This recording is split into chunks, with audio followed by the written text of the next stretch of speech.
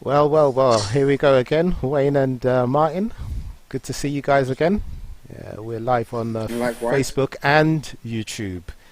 So, Interesting. Okay, sorry, Ian, but is the official name of this the Rough Cut, or we didn't really finalize it?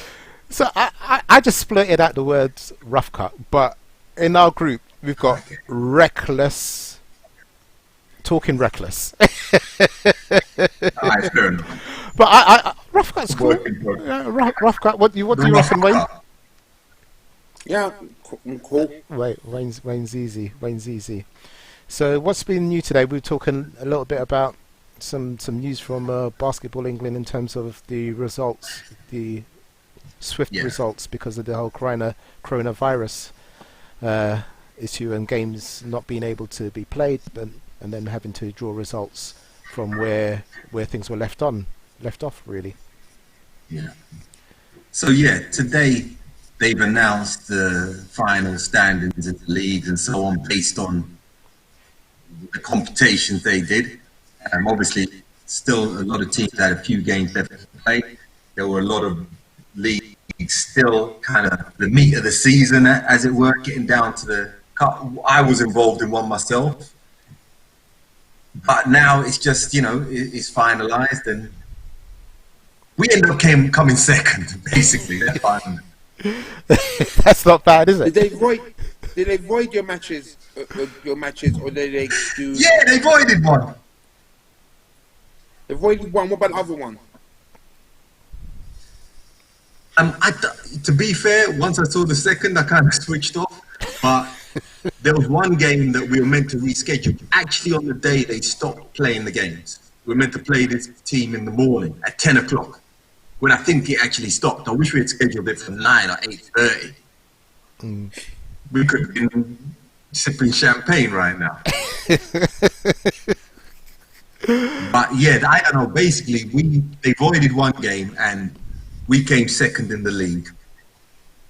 I mean, as I said, I can't see how we can't really have too much to complain about because, two more games, what can you do? You can't really factor in what happened.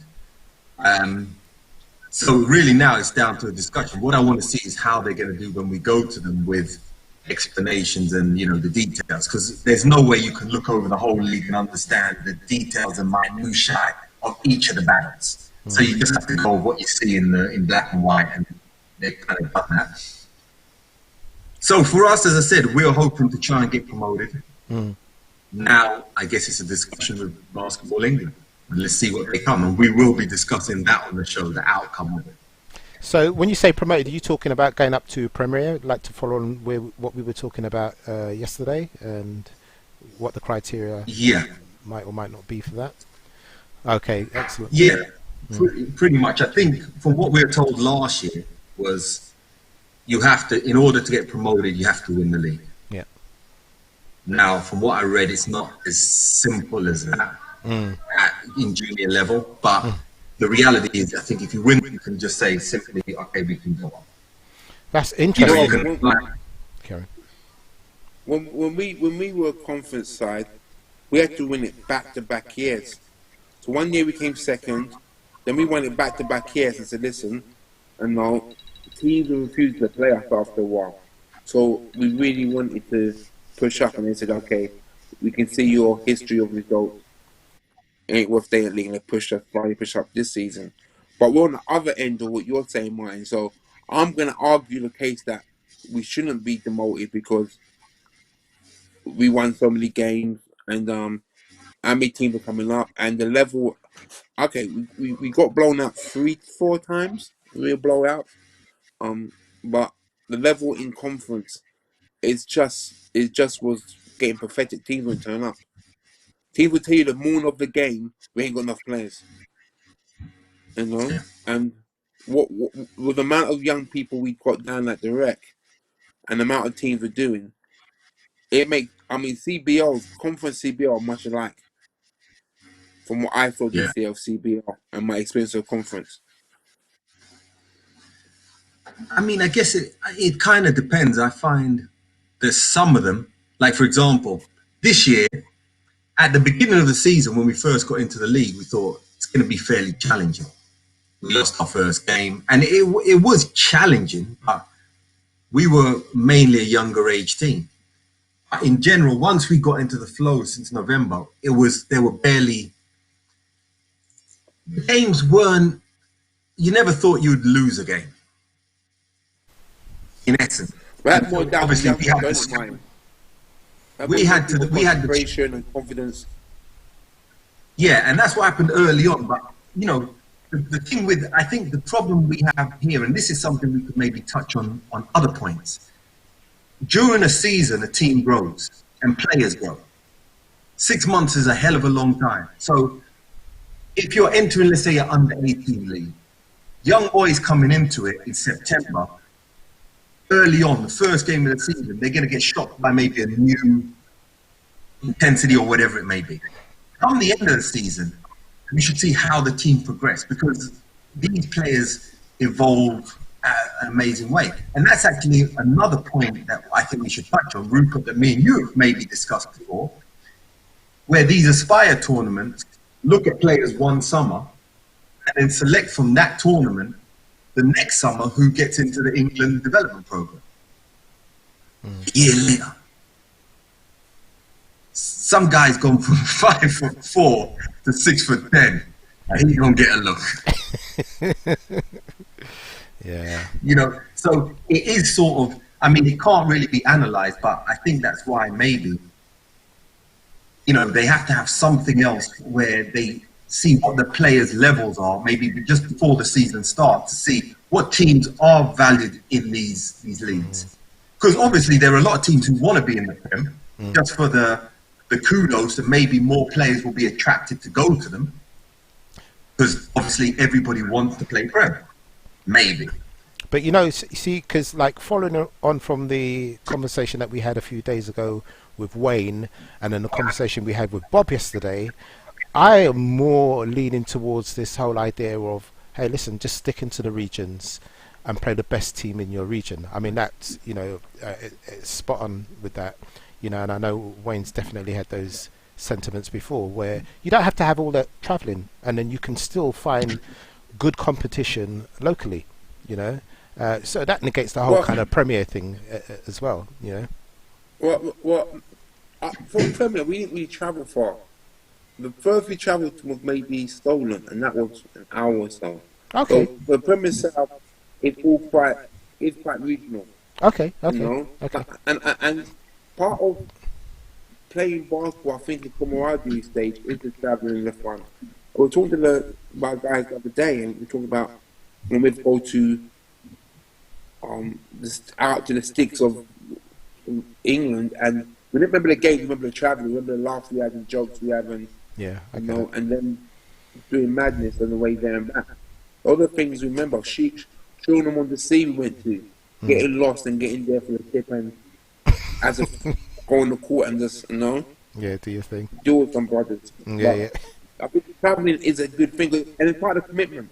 It's quite easy to go, I'm going to from Brixton to Vauxhall and back home by 2 o'clock. Yeah. But you got to go to Solent or Canterbury, it is a day. Yeah. And that's preparing you, I think, for men's basketball. I think the one thing about men's basketball, you can go travel and then sit on the bench and do nothing. You know, but you're part of the squad. Yeah. I know that's not so attractive for you sometimes, Martin, because you was talking about much longer travel times, like with some of the girls. You know, I mean, obviously it's not all the time, but you know, where it could be 2-3 hours. What's going on with your family? Man, the professionalism over this side is come down. I'll be honest. Oh Lord! Look what's you know, happened. There's always wants to be a star. This is a problem. Oh dear. But anyway, I think the reality is, it depends what you want. Like, I've got a team now. I'm under 16. If we have to go Newcastle to play, I'll do it.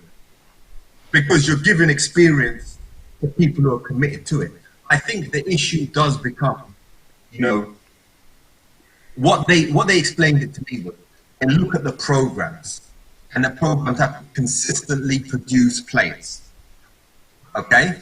Which makes some sense, I guess. But at the same time, in certain areas, they say that, you know, they look at the team to go into Prim are the players that can consistently produce high quality players. So, for example, you go to Manchester. How they judge that? Well, I mean, I guess it's how long they can sustain, you know, at a decent level. So they've got good teams under 14s, good teams maybe under 12s, under 16s, under 18s. You know, more than just, you know, there's a guy in the area who's 7 foot and a point guard, and he's carrying the team. Like everywhere else, there's no good coaching, there's no good development. But in that self-fulfilling prophecy, sorry, what I'm trying to say, because then all the good players will go to a good team.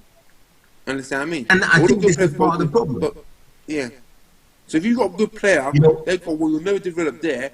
And this is what happens all the time. They come to, oh, you'll never develop there. Come to my neck of the woods, and we got so-and-so and so-and-so and so-and-so. And we can get you to play here and there. Yes. And this is what happens. I think this is what happens in general, and that's why this situation now is quite important, because you know I'm facing a situation now where I've got an under-16 team with some really decent players on it, who have the ability to be really good players, but they can't go another year of conference and beat every team. They don't learn anything.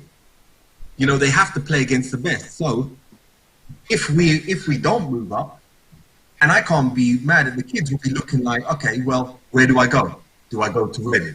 Do I go down to Richmond?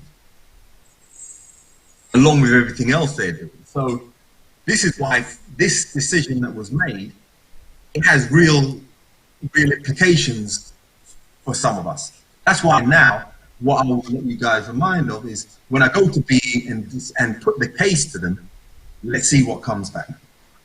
Wow, that's going to be a point to talk about. You know, definitely. We've got a couple of minutes left to run, but I am going to say at this point, you know, that we're growing a little bit. You know, after us, we've got Chris, who's from Rebound, and he was on yesterday as well. And then following Chris, we've got Jason and Daniel Maxwell, Jason York and Daniel Maxwell. Yeah, let's continue for another couple of minutes. But Sounds good. I got something that I'd like to kind of add about the results that came out today, and it's really based from my youngest son.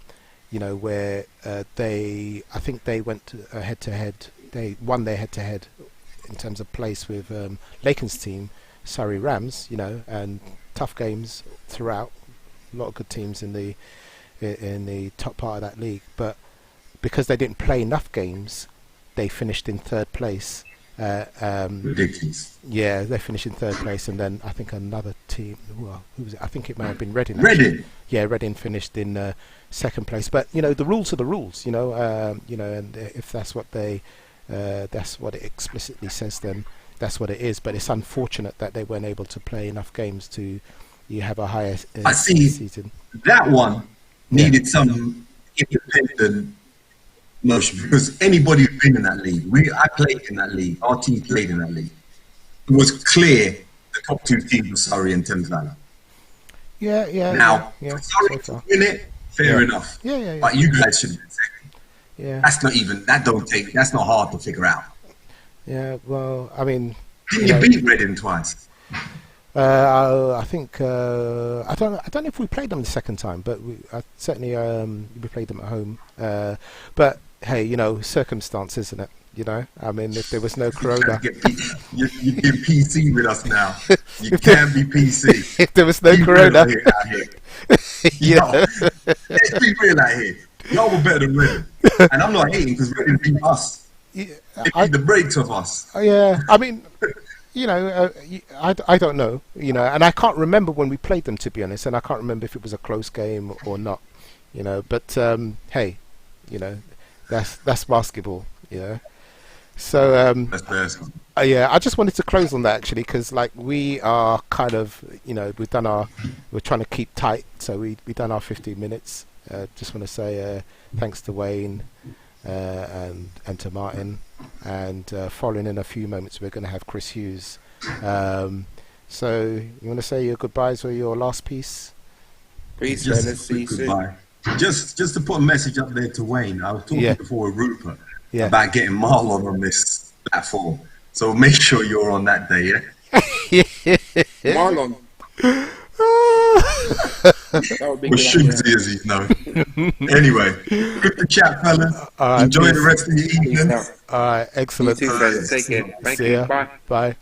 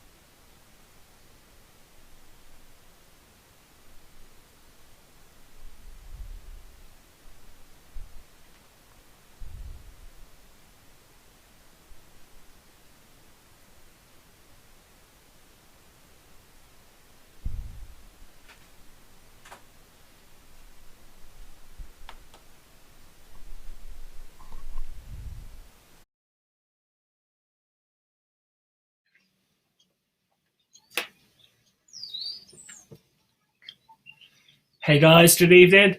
What a great chat we just had the last 50 minutes. Now it's time for more myself, Crystal Rebound, to give you the lowdown on NBL news. As I say, my name is Crystal Rebound, and thanks to Upstreamedia for having me on today. It's part of a daily show, just to keep everyone busy and having something to do and listen to. Today I'll be talking about 10 NBL players that impressed me this season. I've mostly been talking about players who played either 80% or more of the games, and we're just going to sort of talk about how they got on and why they impressed this season. Okay.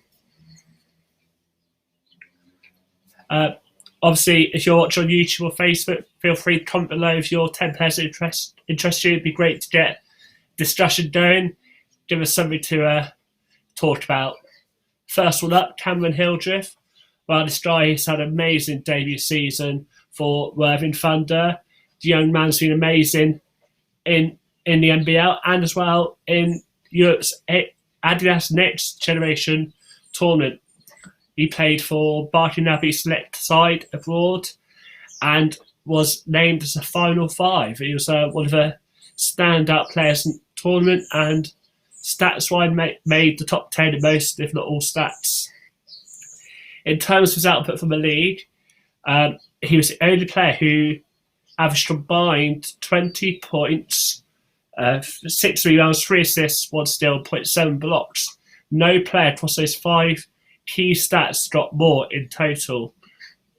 Some players did get close, but the players who did get close are all MVP candidates. Amazing for a guy under 18 who's got a bright future ahead of him. The GB under 18 stars definitely going places and is carrying that GB flag all the way with him, and definitely one to watch going forward. Next is a guy who's second year in the NBL. He's played last year for Leicester Warriors, Dartmouth College graduate, and 10th Play Cavalier star Taylor Johnson.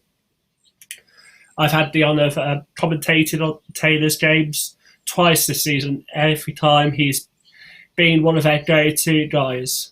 So I want to say, apologies. Yeah, he's an amazing player, and is probably one of the most exciting players in the league to watch. Definitely their go-to guy, especially my second game.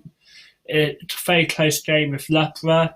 The game could have gone either way, and it maybe wasn't his best game in the first 2 quarters in terms of points, but he managed to find some luck, some form, and he turned the tide what was a very close game, which for the major part, Thames Valley were training for.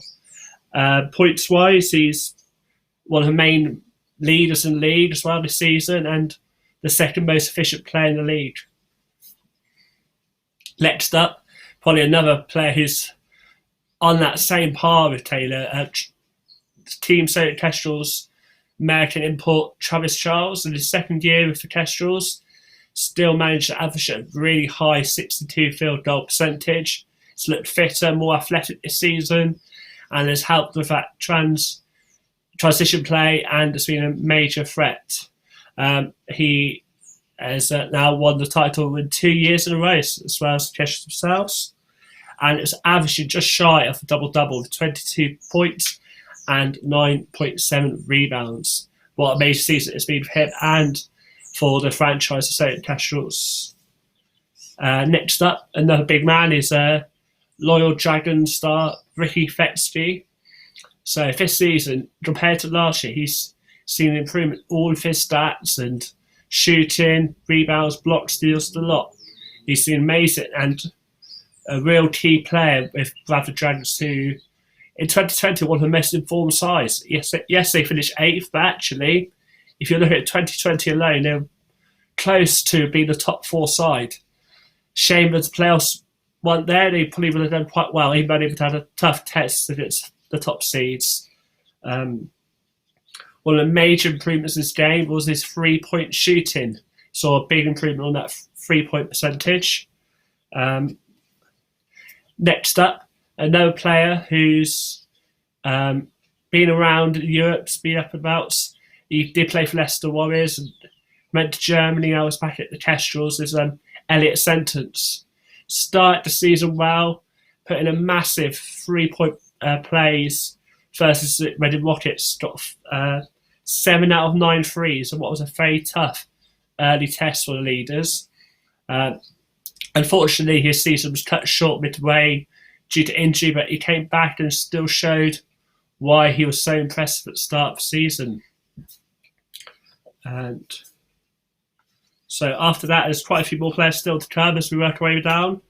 Hakeem Sia, wow, what an amazing player we got next. So this guy's the league's most efficient player. And again, as I commentate on Tag games twice a season, being a key player in both. In my first ever commentary game, I witnessed him have 6 blocks.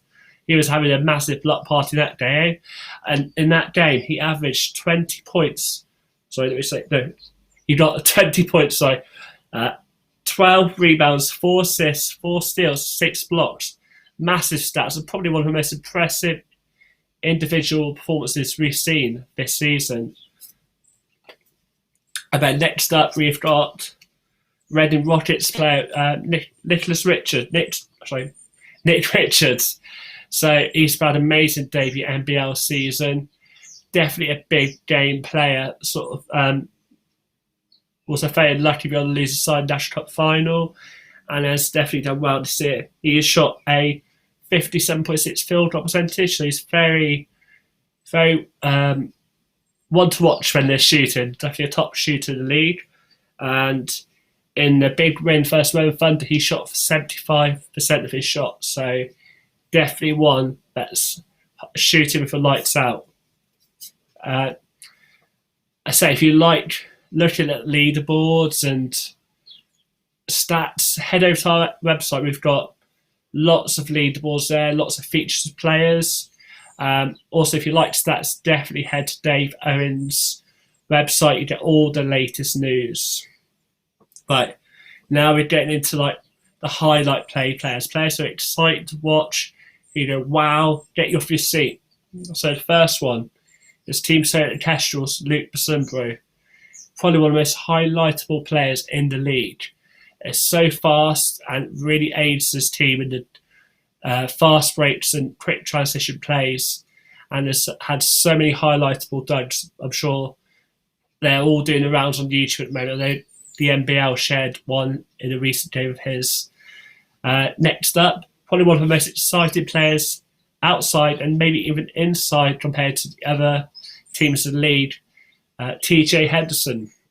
Unfortunately, his Leicester Warriors side did not reach the playoffs, but man, this man deserve to go. He was a massive threat for the side and led all players with scoring. He was an amazing player to watch, and wish him all luck for next season. He never got player of the week, but he was always very close, week in, week out, getting high points, keeping his side competitive. Was a key part in the NBL Live game versus Nottingham Donald's Hood. Sorry. Okay. Next one up is one of my favourite players personally as a Keshel's fan, Ian Smith. I say he's impressing most of the season because in 2019 he was a great guard, as a floor general, controls floor, great team player, pass first guard, but he was just lacking his 3-point percentage. But you could see before games he was practicing, but in games just in 2019 alone, he averaged a 25 3-point percentage. But wow, what a year 2020 has been for him. So he's gone from that 25% 3-point shooting to over 52.1 3-point percentage shooting. And those threes were vital in the Kestrel's BBL trophy route to the final. One particular so far was Bristol Flyers. He one-footed his guard with fake and stepped back for a lovely three. And I say he's been very important in the Kestrel's unbeaten season. He's also got 2 triple-doubles to his name, along with another player we mentioned earlier, David Johnson. He got 2 triple-doubles to his name as well. And completing the top 10. Well, that's all of them, sorry. So, thank you for listening, and I hope you enjoyed that. We just sort of talked about some of the players who have had a really good season this year. If you like content like that, obviously I said, my name's Chris from Rebound. We've got a WordPress basketball blog site, which we put features. At the moment, we're doing quite a lot of leaderboard features in terms of, we've got the 3-point leaderboard coming at the moment. So we're looking at, because it's easy to see who's made the most threes or their 3-point percentage, but we've gone further. So we've looked at 3 points made, 3-point percentage, threes per minute, threes per game. And I think that's everything. We've scored each player that did particularly well in the 3 points made overall in the complete leaderboard. So if they did well in 2 or 3, they got a certain amount of points. The player with the most points became the lead of the 3-point shooting. So head over to the site if you haven't seen it already to have a look to see how one of your players did. And we're also doing the People's Choice Awards, so gives people a chance to vote for their think the best player of the season is. Again, thank you for listening. I say thank you for Upstreamedia for having me. Next up is Jason York and Daniel Maxwell. It should be a good listen. Stay tuned. Take care. Bye.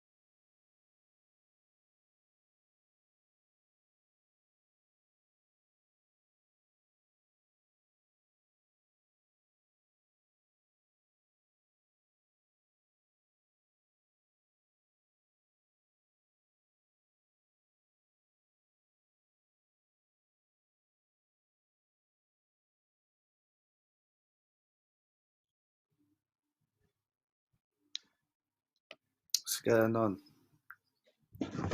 What's happening? Cooling, bro, cooling. Just trying to get used to this quarantine life. I'm putting my headphones on so I feel official. You're so silly. You Breaking up.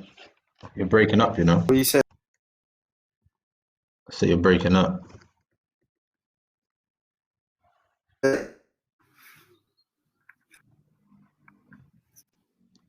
Hmm? Can you hear me? Yeah, I can hear you now. Yeah, I was saying, how you feeling knowing that there ain't no more NBA? To be honest, I'm not too fussed because you know my team already, so another year development for my team is all right.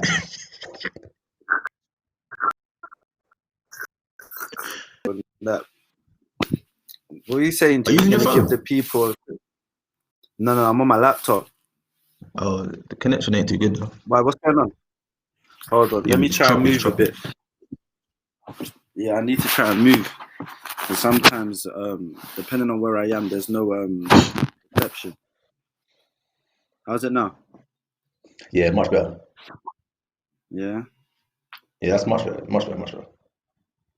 Cool. So you're saying you're gonna give the people a quick intro and tell them about how you got into the sport we call basketball, the sport we Wait, love. hold on. Are we live yet? You know me, I'm a rookie for this. Are we live?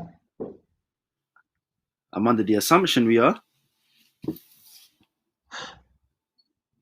Well, we live. Oh. Don't do me like that, Jay. You need to give me some theme music. Da da da dum dum da da da da dum dum da da da dum. Hold on, let me check. I believe we are live. Let me just double check because I don't want to be talking and we're not. Apologies for anyone listening in. Technical difficulties, but you know how it is. We're building. Let me see. Slowly One but sec. surely. One sec.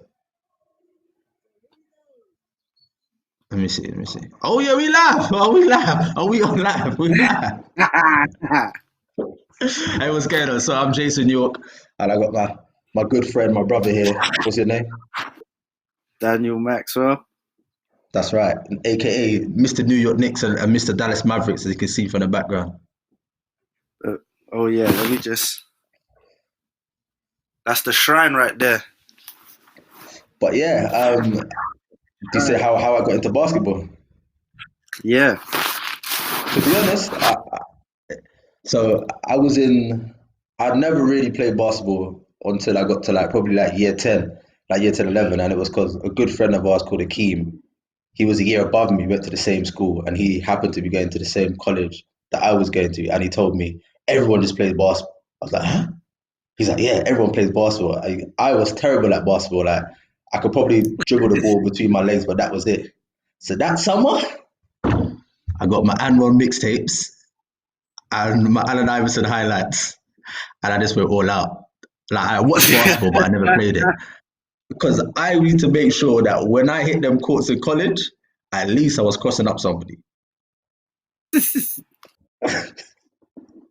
So that's how I got into basketball, and then from then, yeah, I've just been around. A lot of my friends, like Daniel Maxwell, are 6 foot and over, so all of them play basketball.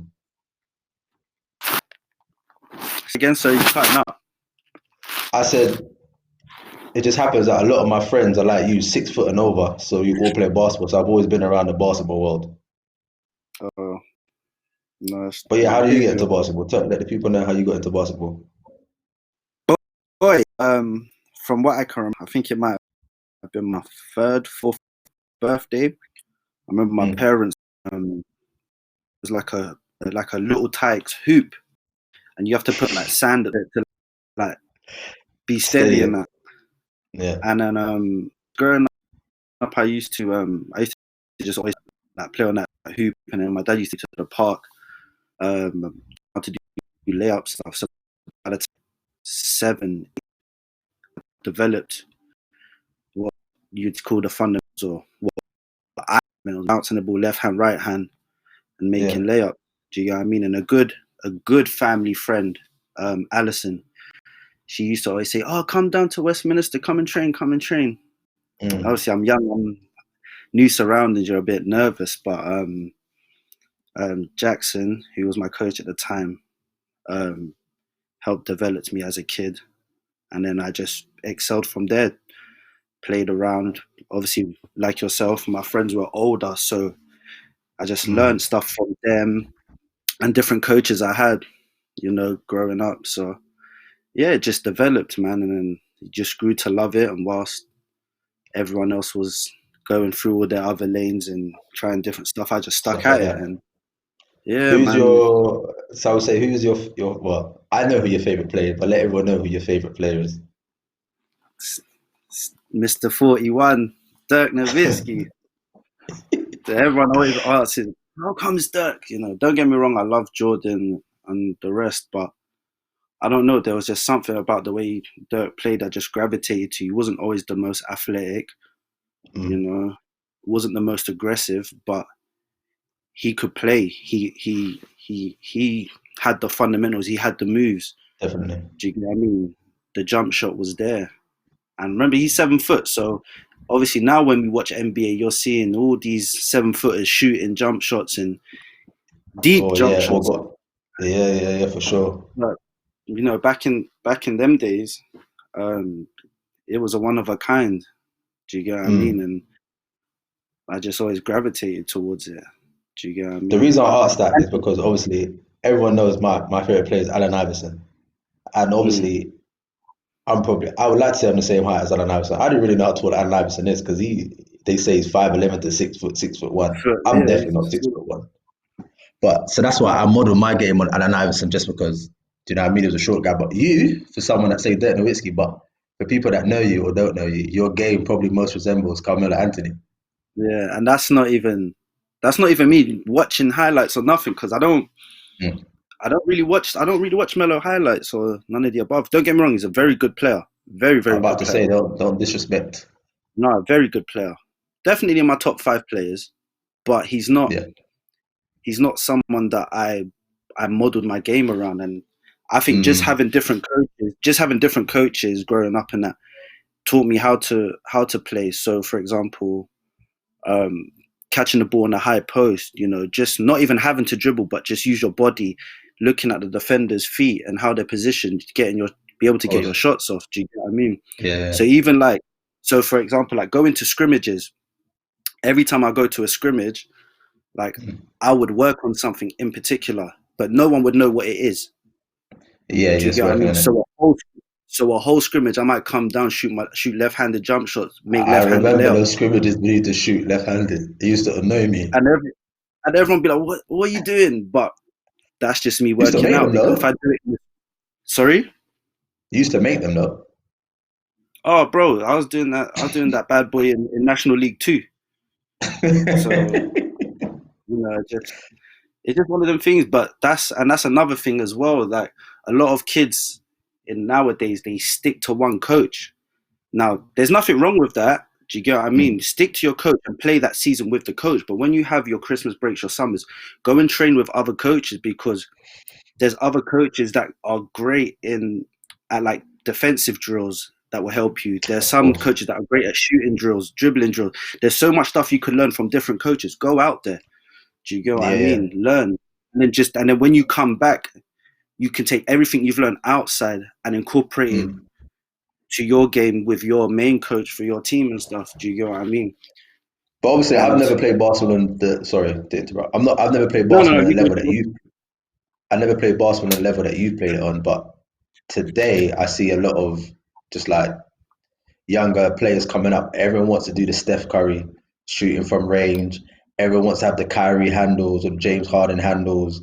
I don't see many people working on, like, say, fundamentals, as it were. Because I remember when I was playing basketball, no one was really shooting those deep threes. I mean, people had range to do it.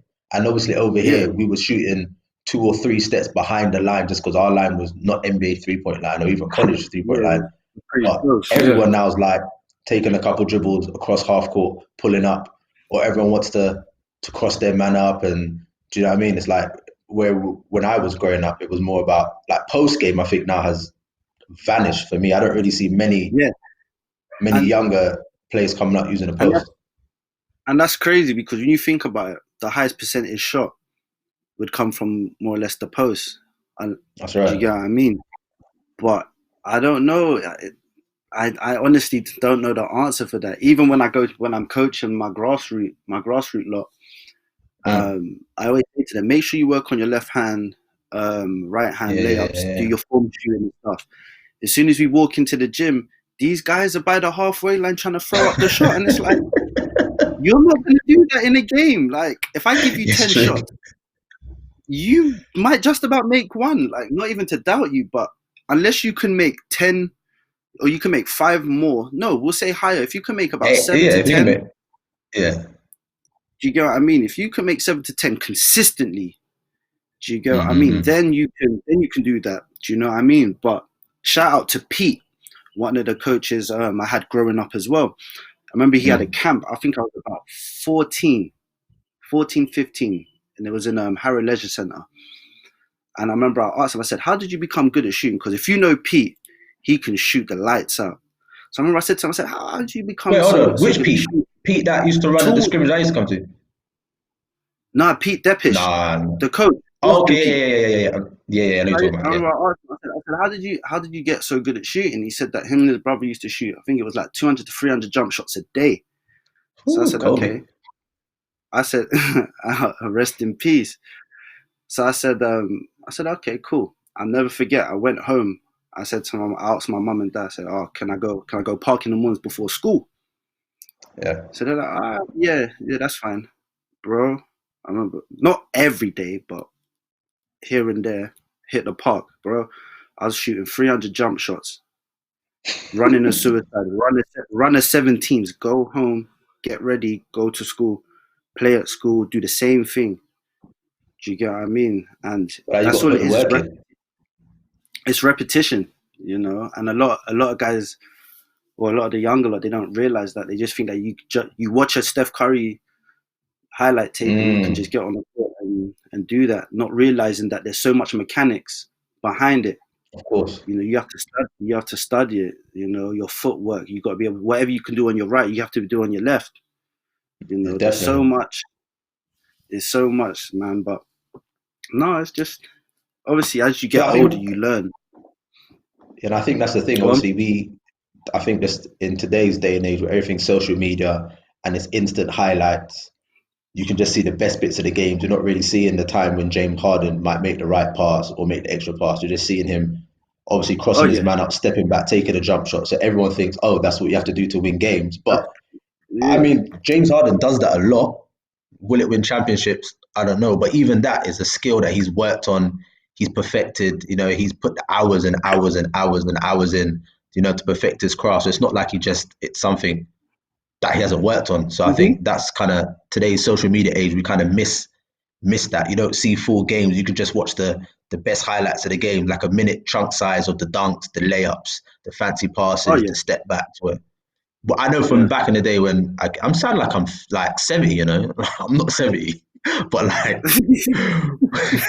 when I was growing up, we never had these highlights. It was like that. Remember that Channel 5 program? There used to be NBA on Channel 5, I think it was.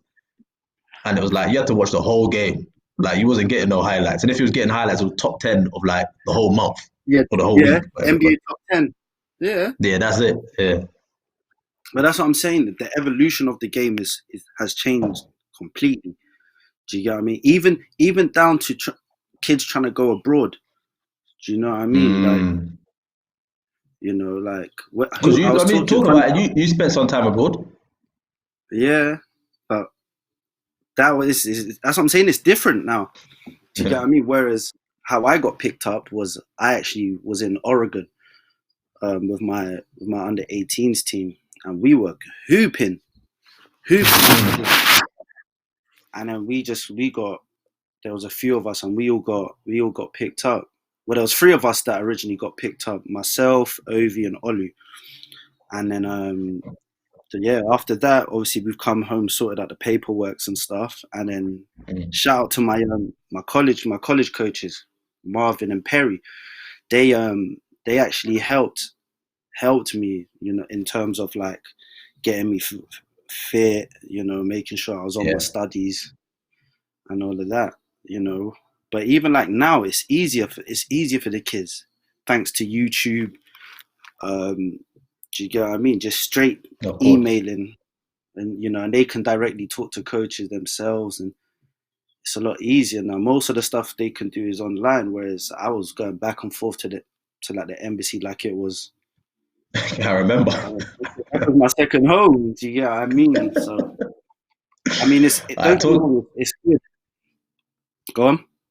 I was saying, talking about that, like online and stuff, like a lot of coaches nowadays have Instagram pages or have YouTube accounts where obviously you would like to be in their sessions and their camps, but at least you can watch and see some of the drills that they're running, some of the stuff that they're working on. You can work at them stuff, over here if they're over there and vice versa. Yeah.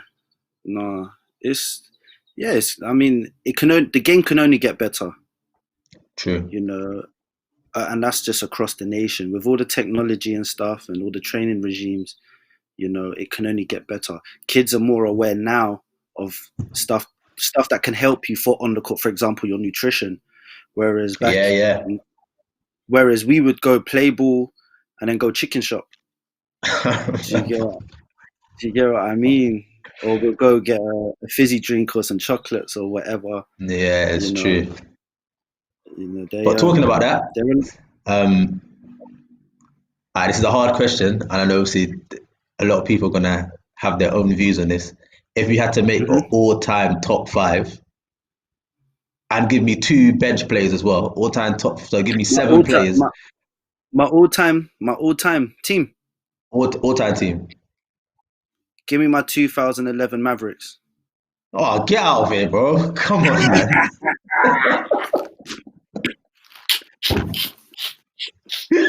No, I'm joking. All right, my all-time. What, from my era or across? Any from any era. I can't Chamberlain. I've never witnessed him. Do you get what I mean? Yeah, exactly. So I wouldn't so let's say let's go position. Like start with your point guard. Who would be your all-time point guard? My point guard.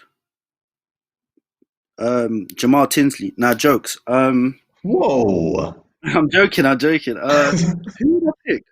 Oh, that's a hard one. Do you know what? I need a passing point guard, so I'm gonna go with Nash. I knew you was gonna say that. I need a passing point guard. For me, so I might go on. Technically, he wasn't a point guard. I know he. Yeah. But fair enough. You know what? No. Derrick Rose.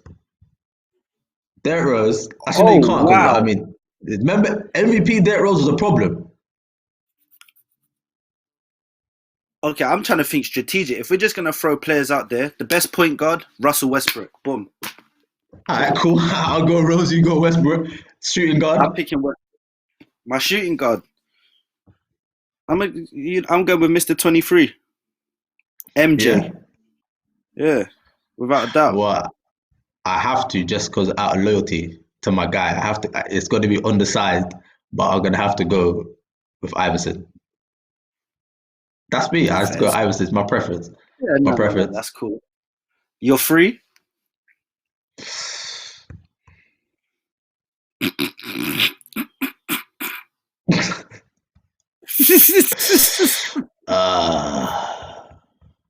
My 3. It sounds stupid if I don't pick LeBron James, but I'm not going to pick LeBron James. I'm going to go with. Go on. I need defense because I got enough scoring. I'm going to need some defense, so I'm going to go with Kawhi Leonard. Oh wow! I'm going to go with Kawhi Leonard.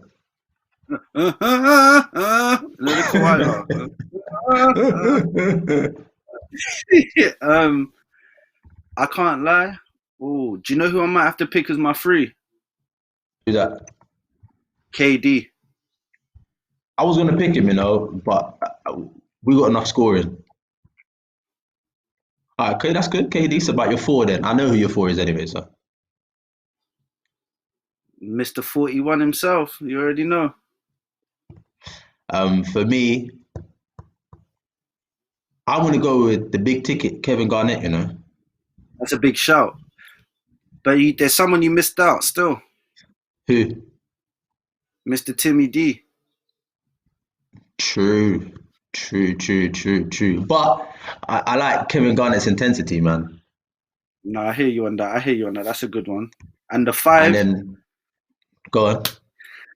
You There's only can't one player stop who really. the rain. You can't stop the rain. The Diesel. Shaq. All right. See if you pick Shaq, then I would have to go with Hakeem Olajuwon, the Dream Shake. Oh, oh, So, oh! You killed me with that one. Yeah, you killed me and with that one. then 2 players that come off the bench, 2 spark plugs that come off the bench.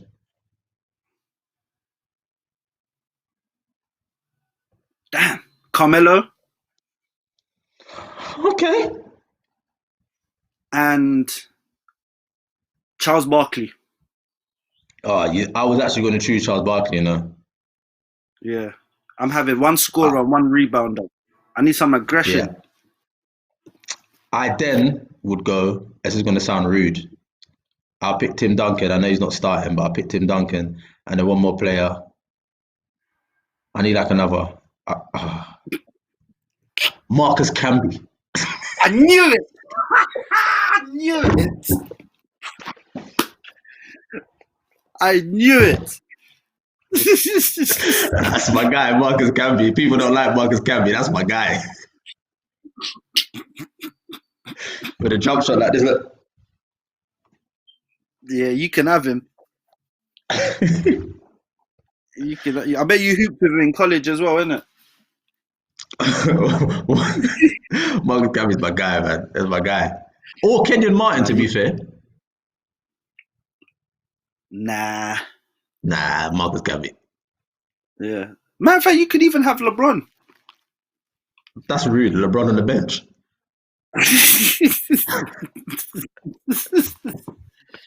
But yeah, no, I think that'd be my 5, my 5 and my 2. Wicked. But yeah, letting people know that's listening, we've got Chuck Duru is on tomorrow with Chris Hughes, and I've been Jason York, and you've been Daniel Maxwell. Yeah, so we'll probably come on again next week or something, talk some more stuff. If there's anything you want us to talk about, or if you don't like our top 5, please let us know your top 5, and we'll talk about. If anything you want to talk about, also let us know. But it's been fun, man. Guys, have a safe quarantine. And enjoy. Have a safe quarantine. And enjoy your home activities. And kids, work on your fundamentals. It's important. Yeah, for real, man. Everyone stay safe. And yes, Upstreamedia. I've been Jason Note, Daniel Maxwell, and we'll catch you next time. Good evening. Take care.